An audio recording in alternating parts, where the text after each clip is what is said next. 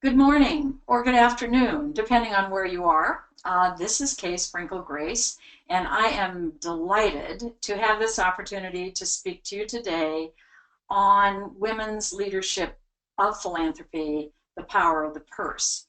And I want to also remind you, if you've not done one of these before, that you can post questions and I will answer them. Maybe not immediately as they come in, but I can see the questions on my screen. So if you would input your questions, I will find a place to stop and answer them. And then at the end of the presentation, we will have an opportunity for more Q&A.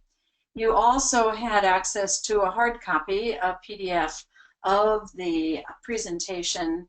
I made only 2 changes after that PDF was done, and one was a typo, and the other was I added another cartoon. So let's get started, and I would just like to say how much I love the work that you all do with Boys and Girls Clubs.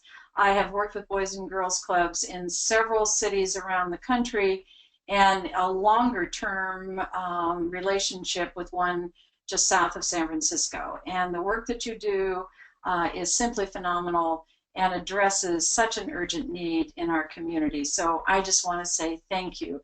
In this time of giving, I believe that you give a great deal through your work.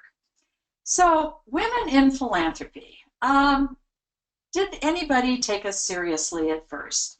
This cartoon, while it's very funny, oh, you're a philanthropist, what a coincidence, my husband collects stamps too, conveys a lack of knowledge among women about philanthropy.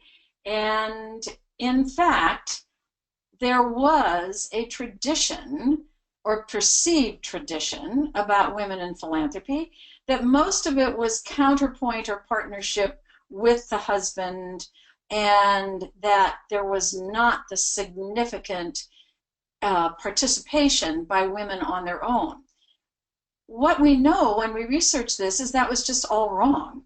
And so I will show you another cartoon towards the end, which is equally as portraying women as somewhat of airheads when it comes to philanthropy.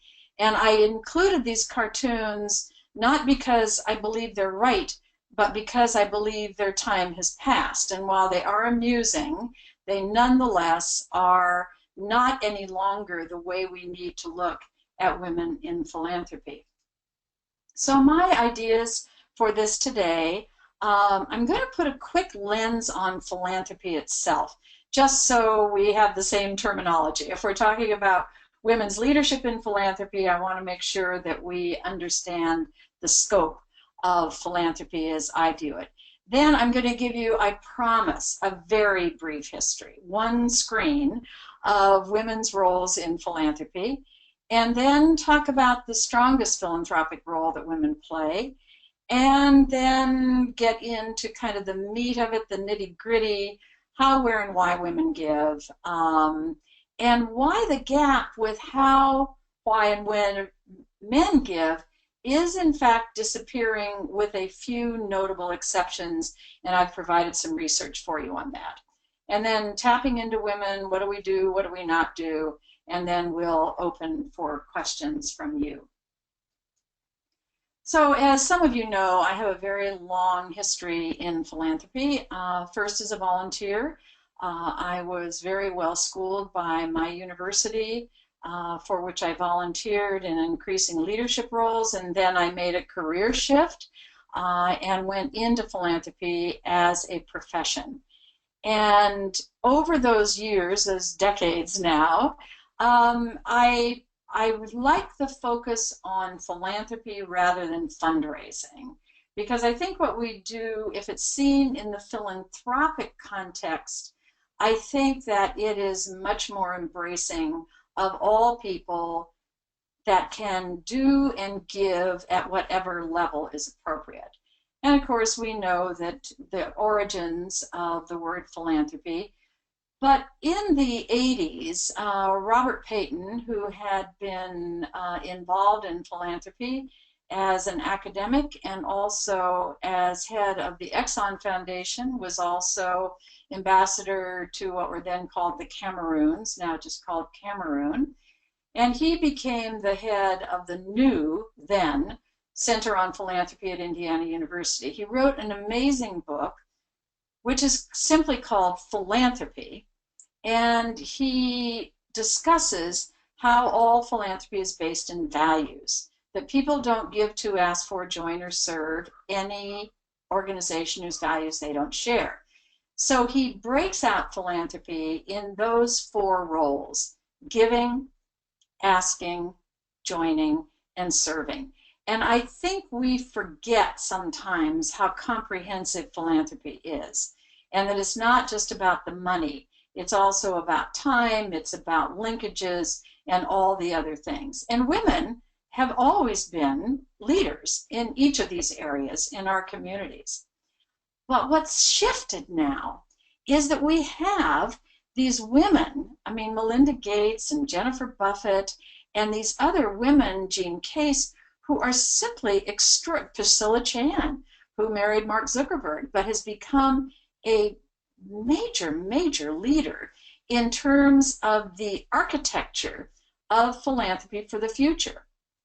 And these are the ones that are giving in different ways. So we now have this opportunity where we can look to women who have either, inherited or co-created with their partner or spouse, or earned it themselves, but we are able now to tap in to a whole new world. And that's really what this is about today, because what we want to know, I think, as we explore the growing role of women, we want to be sure that we are respectful of the origins of the wealth, that we are respectful of either the singular vision of the woman who can make the gift or the joint vision of that woman with her partner or spouse.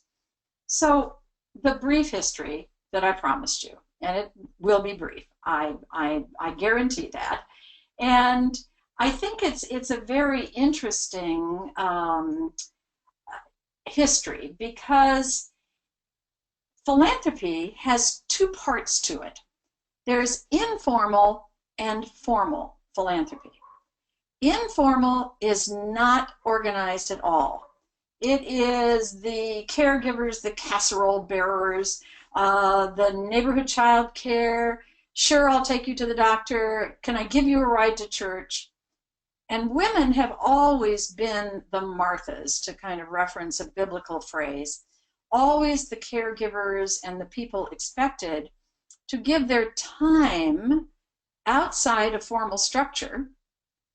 And it is all very informal philanthropy. And one of the challenges that the measures of philanthropy have had in the US over the years is that any measure that we have is probably far less than what actually goes on, because, in fact, we can't measure the people who are giving people rides to church or taking them casseroles when their husband has died or their child is sick.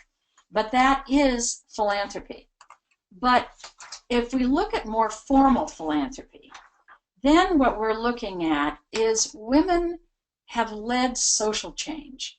Women in the communities, in the 1600s, and it was a surprise to me to learn that Anne Radcliffe, after whom the college was named, that she gave the first scholarship at Harvard.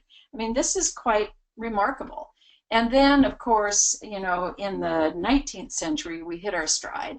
And there we had Clara Barton and the Red Cross, Jane Addams and Hull House, Helen Keller and her teacher created the American Foundation for the Blind in the late 19th, early 20th century. And then, of course, in the 20th century, philanthropy got very organized, and women rose in staff. And the latest data that I had just recently was that 70% of the people employed as staff people in nonprofits across the country are women. And this feminization of the profession, I think, can serve us well as women grow as donors. But we also have to be mindful that if the women who are listening and watching this, we have a tremendous role to keep in front of all donors the fact that we are knowledgeable and secure in what we're doing, because there are only 13% of very large nonprofit organizations, the kind with $20 million budgets or above, that are led by women. So again, it's a glass ceiling issue, and it's kind of a challenge in philanthropic leadership. The other thing that happened in the 20th century, I don't know about you, but my experience was that a lot of organizations that I worked with, they had the board, and then they had the women's board. So the women weren't on the big board, they were on the women's board. Well, all that just collapsed about mid-20th century. And women said, let's get real. We can be on the big board. And I was in an organization in the early 80s that had made that transition. And it was pretty dramatic for them.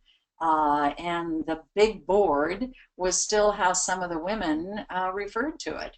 But the women who were on their regular board were women of incredible stature, women like Lucille Packard of the David and Lucille Packard Foundation here in California.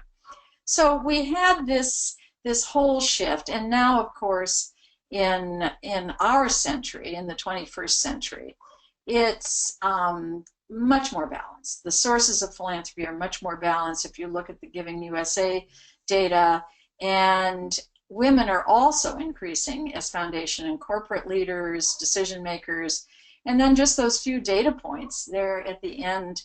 45% of American millionaires are women, and by 2030, it's estimated that as much as 2/3 of all wealth in the U.S. will be controlled by women. And this is really a phenomenal opportunity that we have and particularly with Boys and Girls Clubs, because much of this giving, as we're going to see as this webinar unfolds, much of the giving that women do is directed towards women and girls. And so this informs something about your positioning with women and where you are making a difference in girls' lives. This, of course, becomes very appealing, and I'm sure you're doing that already. So I said I would talk about what the women's most notable role is, and I'm sure you all figured it out. You probably looked at your printout, and you know that it is volunteer service. When women name their top 5 motivators for giving, which you'll see, it's in the top 5. If they volunteer with you, they are going to give. And I can even take that to a broader volunteer lens, not women only. When I chaired a national campaign for Stanford in the late 80s, the giving to our program by those who volunteered was much higher. The average gift was much higher than from non-volunteers. And in terms of participation, 92% of our volunteers ended up giving to that campaign, which was countered by the overall university participation of about 60%, 52 to 60%. So we know that the closer people get to an organization, the more apt they are to give and to give generously. The other place that we find it, and I know all of you are involved in plan giving, and I know you've learned that women are so interested in their legacy that they are really just such good candidates for a conversation about planned giving. What our museums have found, and I'm again equating the volunteer role and the giving role, what our museums have found is that the women in particular who are docents, who are there every week leading children through the collection and all of that, that in fact, even if their largest gift has been $250 for their annual docent dues, they end up leaving an estate gift. Why? Because they cannot imagine that resource not being there for children of the future. And you are the same. You have opportunities for volunteers, for women to volunteer. And of course, it's more challenging because women are working and we have to work around their schedules.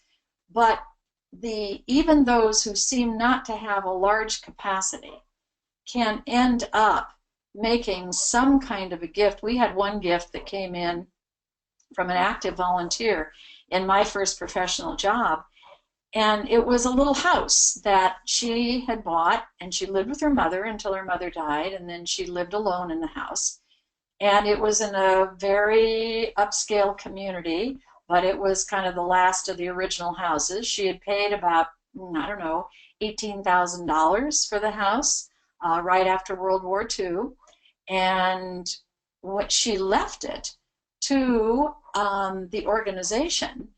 And the value of the house and the land when she died was over $2 million because of the appreciation. Now, we had permission to sell it. The people who bought it bulldozed down everything, which we knew they would.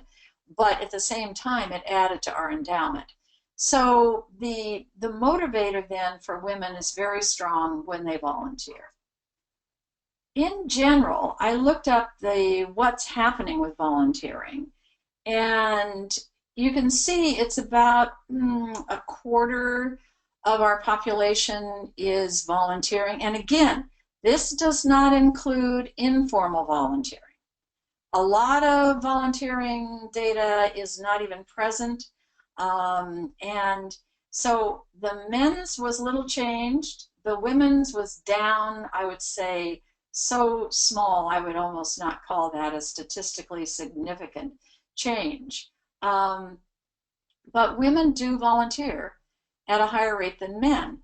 And one of the things I find ironic about how, and I'm a lot older, I'm sure, than anybody on this call, but it used to be, do you work or do you volunteer? Now, you would never ask a man that, would you? But that's what people asked women. Oh, you wouldn't say to a man, do you work or do you volunteer? Because men would do both. They would do both. They would have their full-time job. They'd serve on boards. They might even do a Saturday work party for, Boys and Girls Clubs or the Community Foundation or something, but nobody ever said the either or. And now what we have come to is that women, of course, it's the both and. We've changed the opportunities for volunteering because of that. I look with a great deal of admiration at Junior League because Junior League adapted. They had a choice. They could have gone on just the way they were with, not making it possible for women who wanted to participate, women of color, women who worked, and instead they opened their doors wide and they have made it possible for women who work to still complete their volunteer assignments. I thought that the data on the age group was kind of interesting, and I would particularly look at the teenage continuing to have a relatively high volunteer rate, which I find very, very encouraging. There's some data out there now that suggests that the millennials, who are now early 20s up to 35, and then the Gen Y that is just younger than the millennials, that they will probably end up being as generous in their giving and their joining and their serving as were the members of the greatest generation, the generation of my parents, the generation of people who lived through the Depression, went through World War II, and wanted to give back. And so we have a very precious group of teenagers. And if you have teenage volunteers, which I think some of you do, is that I really think, we need to be nurturing that group so that we can grow them into the kind of volunteers that will, and donors eventually, that will be with us going forward.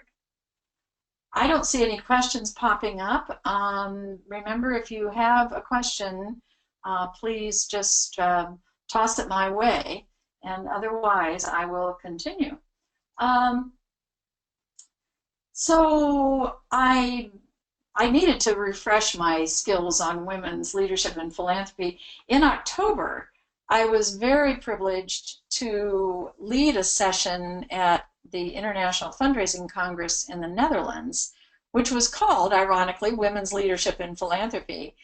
But it was 5 women of exceptional courage who had a dream about implementing philanthropy in their countries.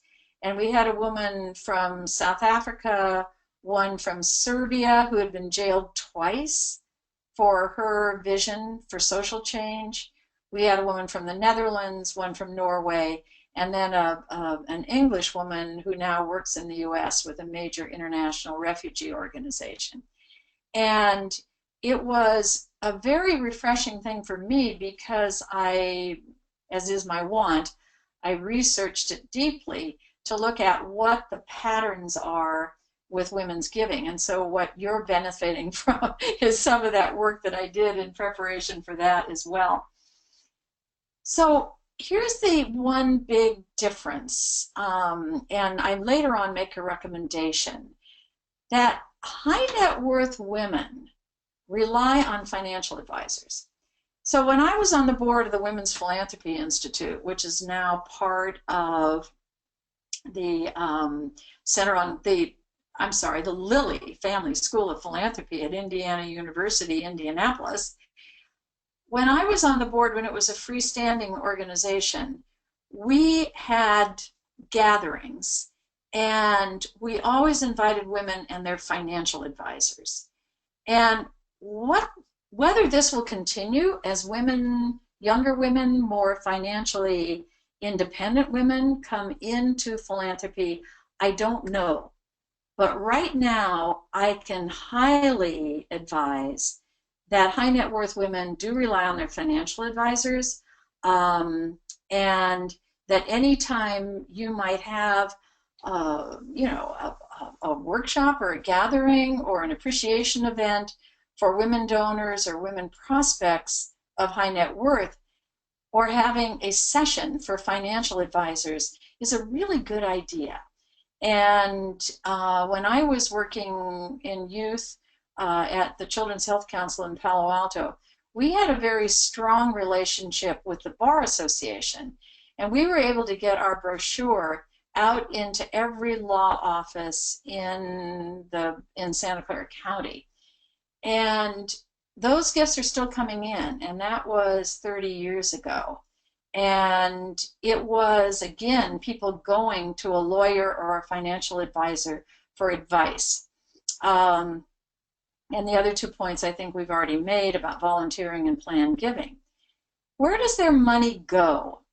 Well, it goes to, the pretty much kind of the same place that all philanthropy goes. If you look at the Giving USA figures, it's going to higher ed, but women will give more to human services and then arts, culture, and the humanities. So you fall into that human services designation, and which is, after higher education, the most frequently contributed to by women. So this is really good news. It's not such good news for arts, culture, and the humanities.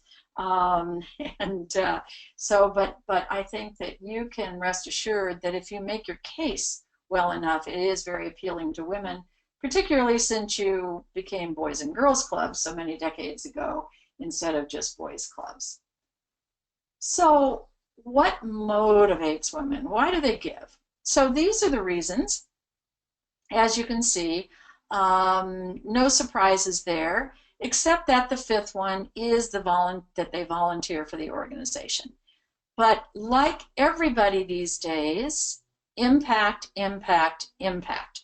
And those of you any of you who have read my work, you know that my principle that is the strongest in everything that I do in my work is that people give because you meet needs, not because you have needs.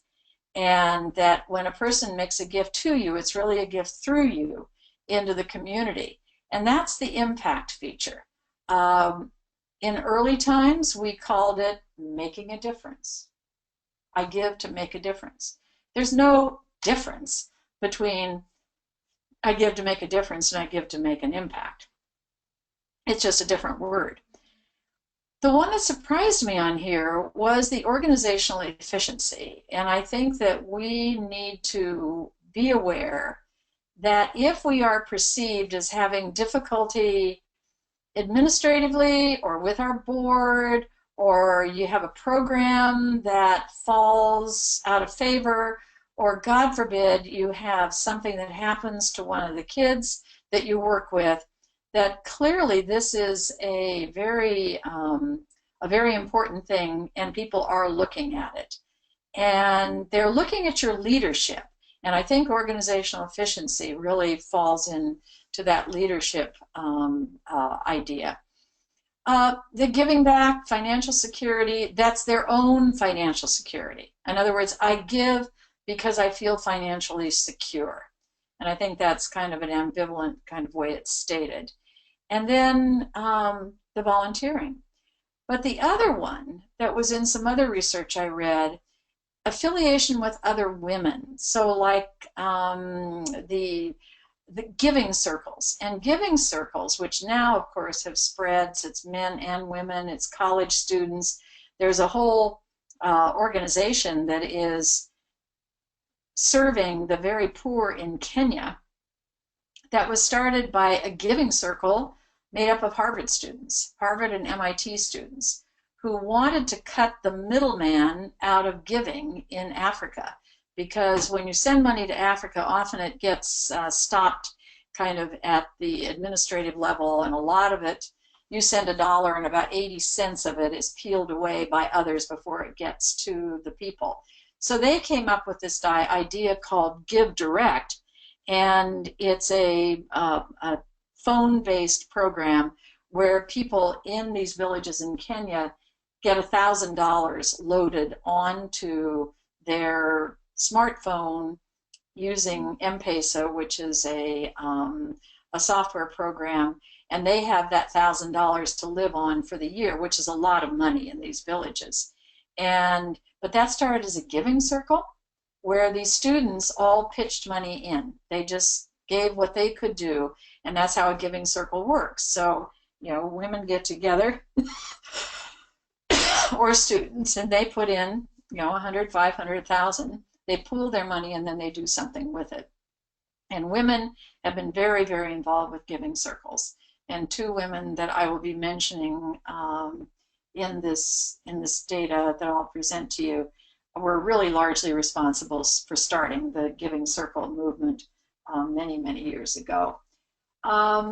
So the how is it different from men's? So men put in top order their own financial security as why they give.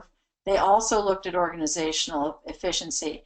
And what was interesting to me, and I think a real good insight for those of us in this profession, is that they are more apt than women to support the same organizations annually. And when we first started looking at women in philanthropy, and I used to do a lot of teaching around it, and we used to contrast the way men and women respond to requests for gifts. And with women, it would be, you know, I'm going to get involved, and it's all very thoughtful. And we used to say that women get involved, then they give, then they get more involved, then they give more. And usually they are the last one standing in a couple. And so they end up making the legacy gift. Whereas with men, and this is, of course, overstating it and possibly a caricature, but, you know, men get a call from another man who's in a similar position at a similar corporation and says, hey, Ralph, how are you? I'm giving, you know, $10,000 to the Boys and Girls Clubs, and I want to put you down for the same. That's what you gave last year. Okay. And then they set up a golf game. Now, I'm sure it's an exaggeration, but this information was really interesting to me, that they tend to be more of the repeat givers, whereas women will step back and look at what is happening to their dollar. And, you know, I mean, of course, men do have impact at the top. And giving back, but nowhere on here is volunteering. But giving back, this, of course, affects a lot of men and how they give to scholarship funds. I have several friends from my years at Stanford who have had, you know, came on scholarships, had extremely successful lives, and have given back generously to scholarship programs because they want others to have the same opportunities they had. So, given all that, how do you tap into this market? And it would seem that the women who have really risen lately, the Buffett kids, Melinda Gates, of course, remains the champion. Jean Case, who is a thought leader.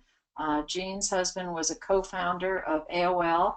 She has become an incredible thought leader in philanthropy and where it's going, and was famously known to say at a conference a few years ago that the problems we are confronting in our communities are so immense that we can no longer go it alone. And one of the things I applaud about Boys and Girls Clubs is that you partner in your communities. I work with organizations in communities and I ask them who their partners are, and Boys and Girls Club pops up, you know, as frequently as any.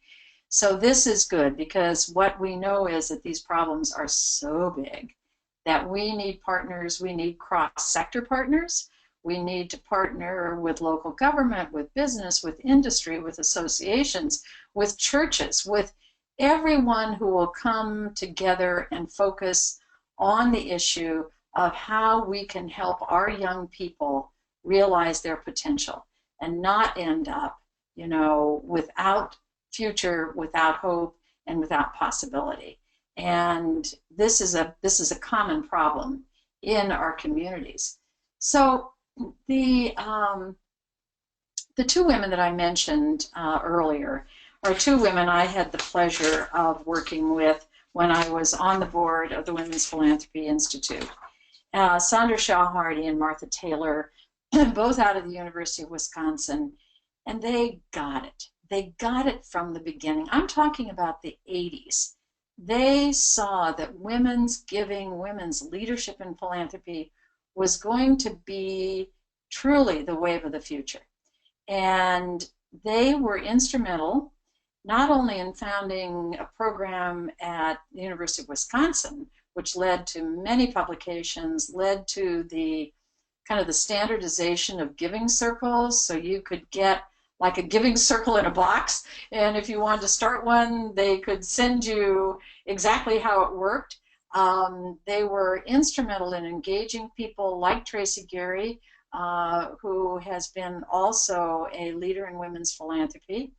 And they were smart enough to know that sometimes an organization needs to grow and not remain the same. So what became the Women's Philanthropy Institute as a freestanding organization, we happily allowed it to become part of the now Lilly Family School of Philanthropy at IU, because we had reached a point where the mission was bigger than our capacity to act on it, because we had one executive director, one half-time support person, and a board of very busy people. So when we had this opportunity, we saw that the mission, which was in recognition of women's growing role in philanthropy, was too large for us to do it justice. And so we, you know, worked with IU and were able to make a wonderful agreement with them.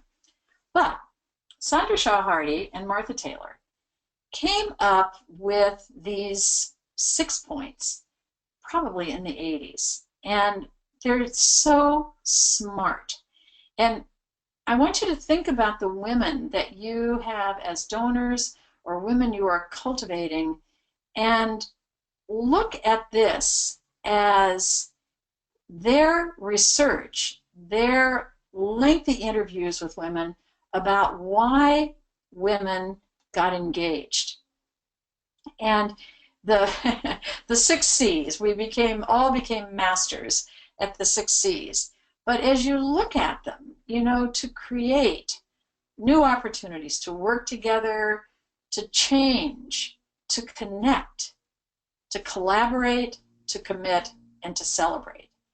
And when I said earlier that I have been very interested in the impact of women's philanthropy on men's giving, I think that where we might have reserved these motivations more to women, perhaps when we first started studying it, I think that men more and more are looking at these things when they think about their philanthropic engagement as well. And perhaps the women articulate them more, but I really think that the effect of women's philanthropy has been to make all giving much more androgynous. I think that men have adapted some of the women's ideas, like getting involved. We have a lot of men in the Bay Area here who get very, very involved in the organizations and really get in there and are helpful. And likewise, you know, we see that for women, you know, the impact is very important. And that's a much more kind of a linear guideline. So these things, just all of us memorized the 6 C's at one point to make sure that we were remembering them. So you take these 6 C's, you think of that as a backdrop, and then you look at the latest study out of the Women's Philanthropy Institute with the demographics, and how does this affect your strategies? And many of you have, you know, alumni that are, you know, young and you can engage them, and many of you have donors who are giving modestly now, but who will have capacity as they go forward. And I think that these data, and this, by the way, is a report. It's available online. You can download it. And they've done one almost every year since they became part of the IU program. But you look at this, and what you see is that there is a very encouraging, this Gen X millennial single women. Now, Gen X, remember, is older than millennials. Gen Y are the ones that are younger than millennials. So the Gen X goes up to people in their, almost up to 50. And so like 20 to 50, like the 30 years in there. And what you see is that the comparisons with our baby boomers is really rather exciting, I think, to understand. And on the one hand, it's comparable, but then you get to the second bullet point, and it's lower. And I don't know if you saw the recent data that came out that said that giving in the mid-levels, so not the kind of the mass mailing kind of $10 or $15, nor the major giving, but the giving in the mid-levels is down. It's down, and I think it's because of, you know, a lot of, last year was a tough year with a lot of energy being, you know, focused on the election and sorting things out. So I think that we need to watch this. I found the most interesting data point on this was that the second to the bottom, for Gen X millennial married couples whose giving decisions are made by men only, the estimate of giving is lower than that of their pre-boomer counterparts. So what we're seeing, and the point above that, where it's influenced by women, it's higher. So that says that if we are still doing it, and I don't imagine any of you are, leading to the man, and oh yes, if you want to bring your wife, fine. It's important to lead to the woman, because women are often more in touch with the, and you look at bullet point 3 there, among Gen X married couples who do large amount, women have more influence on decisions about giving than their pre-boomer counterparts 4 decades ago. Well, that's no surprise, because 4 decades ago, 40 years ago, I don't think we were paying that much attention to women's voice in philanthropy, nor do I think that in couples the decision was being made by women as often as it is now. And particularly since we have equal incomes for a large part. We have equal incomes, and sometimes the woman is making more. Not only that, we have, quite a few families where it is the dad that is staying home. The mother is the high-powered lawyer or marketing official, and the dad is staying home with the kids. So we've kind of, disrupted the way things have been.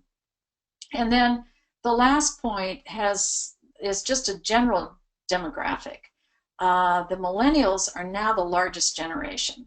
So these people between like 20 and 35, we need to be paying a big amount of attention to. The baby boomers used to be the largest generation, and they were described by one economist as moving through the workforce like a pig through a python. They were that big. They're now moving into our volunteer ranks, which surprised me with those volunteer data, because I didn't see as many like baby boomers in those data points. But again, it's hard to track that. And we need to be mindful that 75 million people are in that millennial generation, and the Gen X coming up right behind it is 60 million people. So we need to pay attention to the 135 million people who are the trailers. At the same time, because you are an organization that works in your community, works with young people, you may have as many as 9 decades in your database. You may have teenagers, 20s, 30s, 40s, 50s, 60s, 70s, 80s, 90s. You may have some donors in their 90s. And I'm sure you have teenagers who are of record because they volunteer, or maybe they do a car wash for you or something like that. So we have both the challenge and the opportunity, outside of just looking at women, of looking at this multi-generational 9-decade database that is a possibility for us. If you want to learn more, here's just a list of where you can look for more. The last one on the bottom, Resourceful Women, that's Tracy Gary's program. Women in Philanthropy, I've given you the link. Women's Donors Network, Lilly, Women's Funding Movement, which is, if you Google that, you can get the women and girls. And I want to distinguish that there are 2 movements within women's philanthropy. One is women giving to all causes. So that's really the focus of the Women's Philanthropy Institute. The other are the women's foundations, and you may have a women's foundation in your community. We have one here in San Francisco. Seattle has a very, very active one.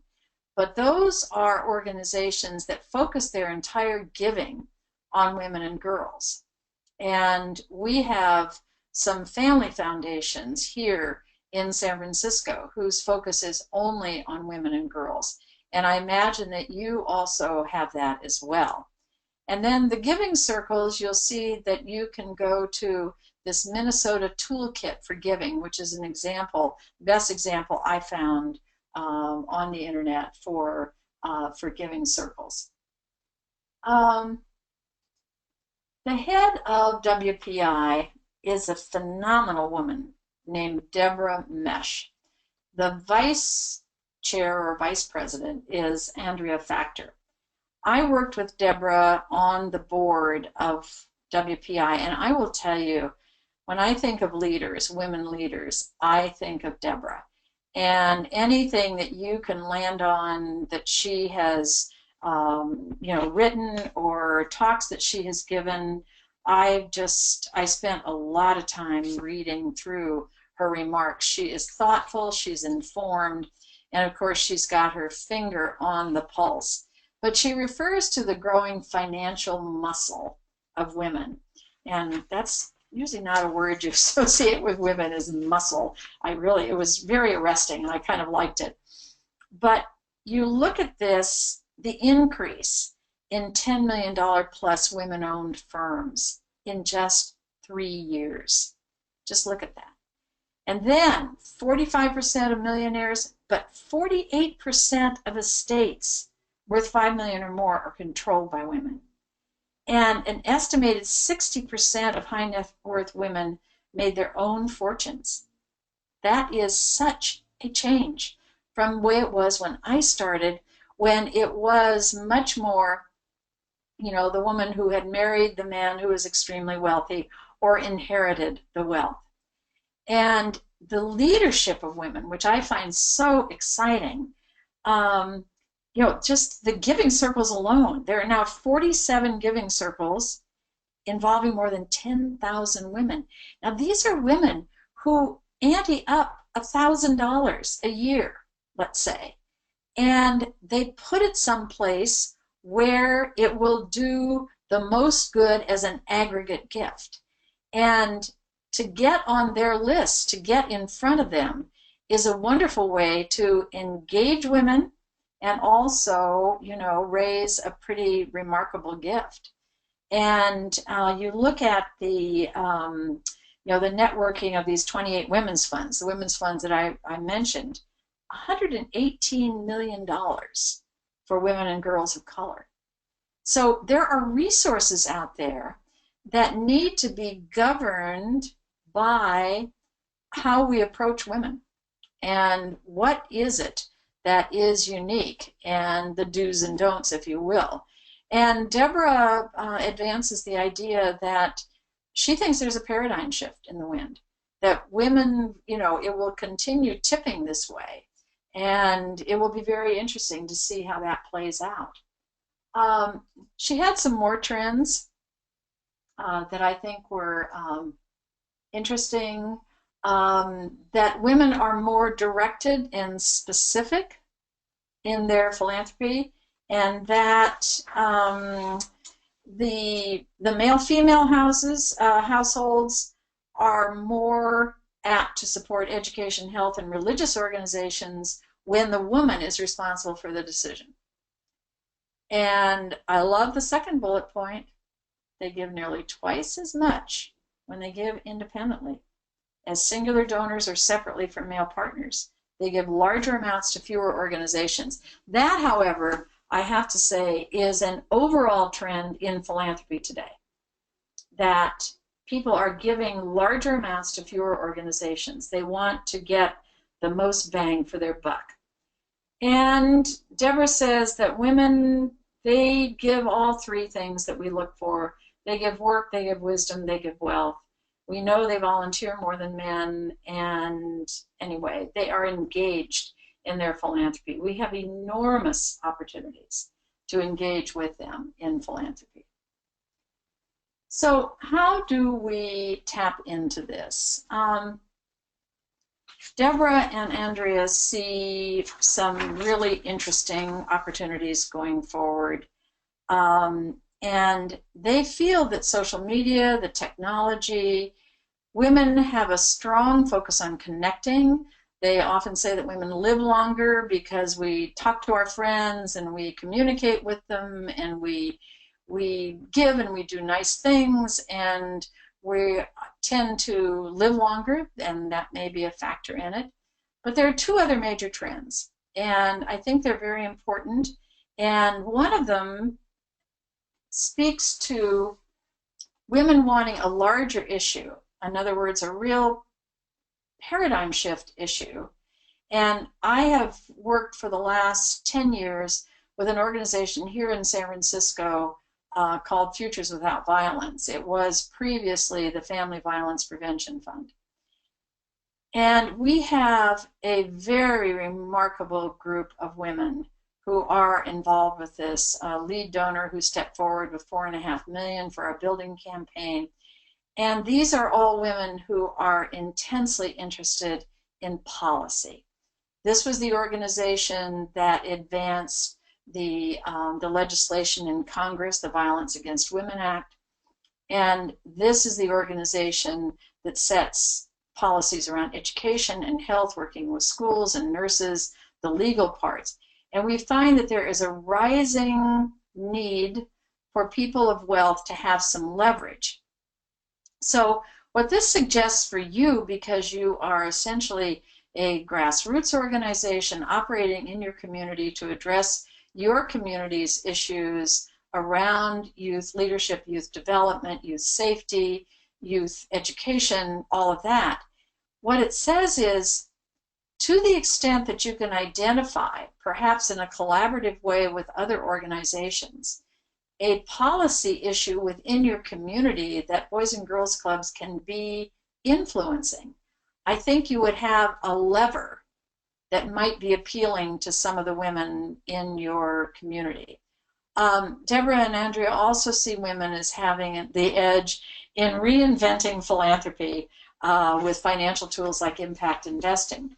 It was Pam Omidyar of the eBay fortune who, to my knowledge, started the first LLC, Limited Liability Corporation, that gives to social change, whether it occurs in a for-profit or a nonprofit.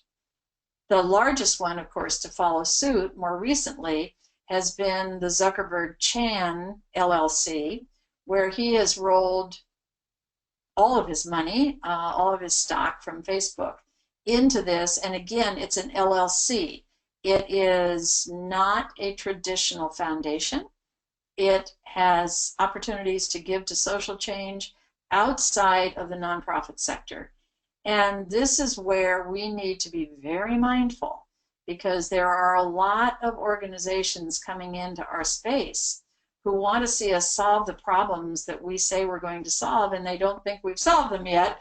And so they are reaching out for impact investing, which of course is a completely different model.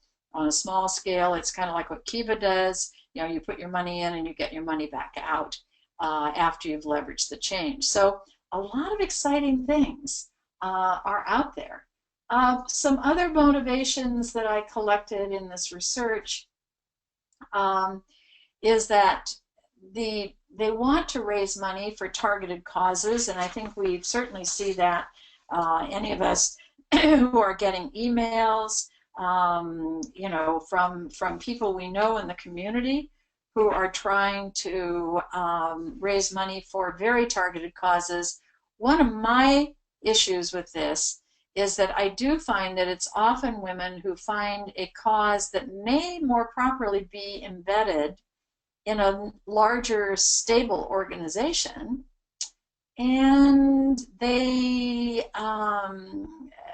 want to create their own organization. And I think what we need to do in our established, successful organizations is show them how they can come and be part of us and still have their vision fulfilled. They want the means to build lasting relationships with donors, and these other things, exposing donors to women's issues, women and girls, and working through social change. So these are all things that women tend to respond to, the research show. So how do we approach women donors? So Women's Philanthropy Institute has spent some time on this, and these are their conclusions. Be sure that the woman is present in the meeting. That should say woman, not women. And that, because they found that the gift will be smaller, and those data that we had from the 2015 report absolutely show this.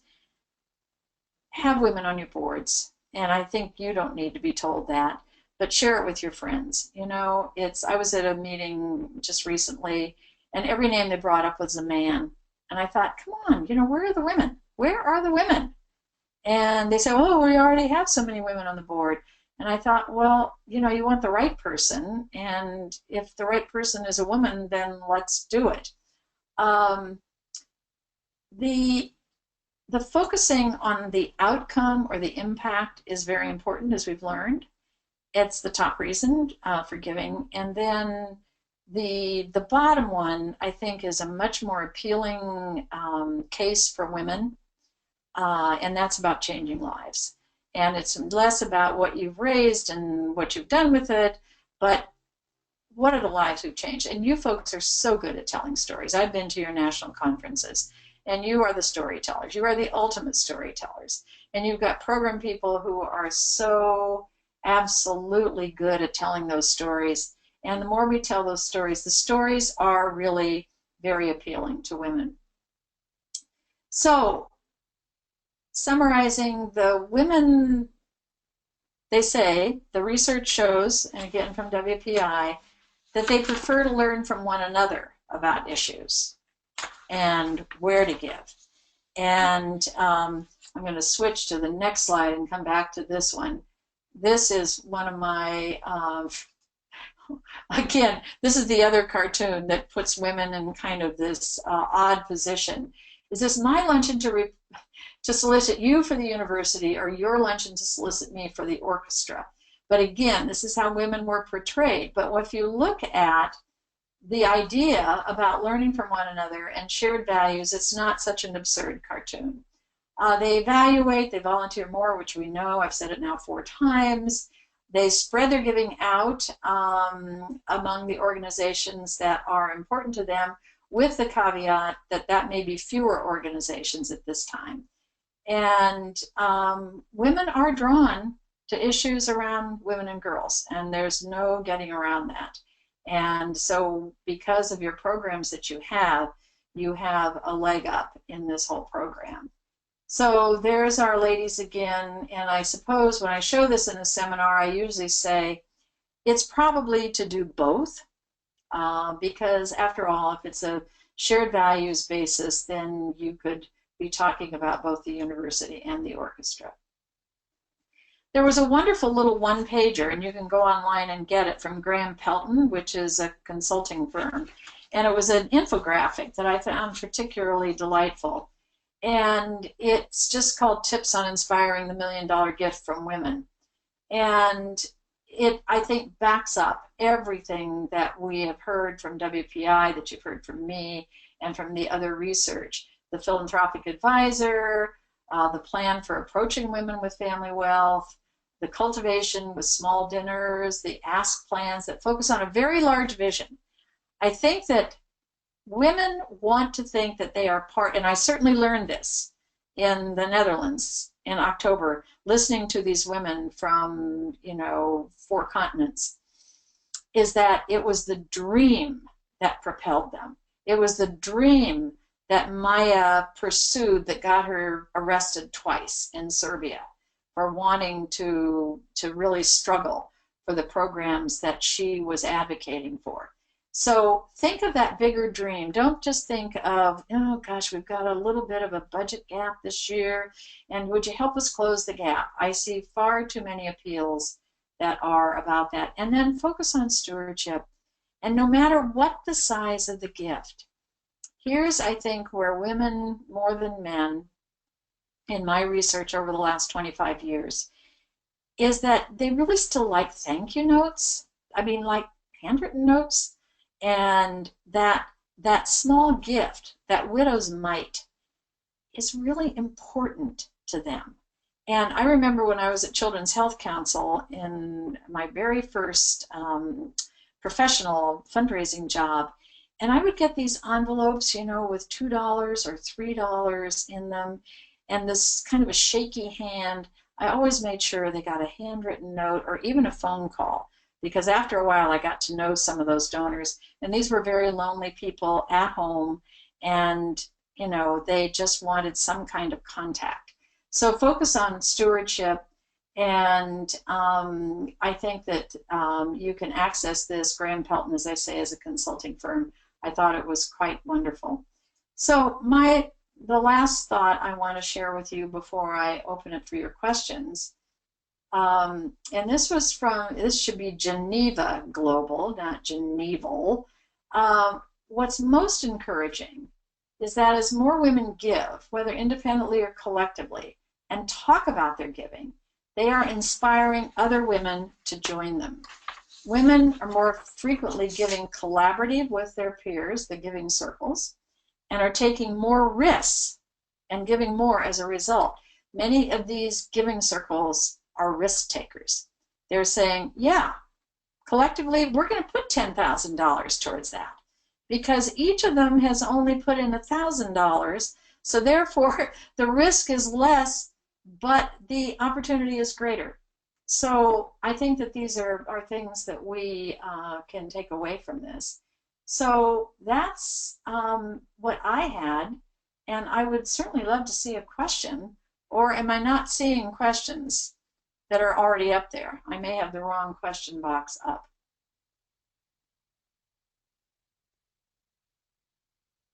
Is anybody out there?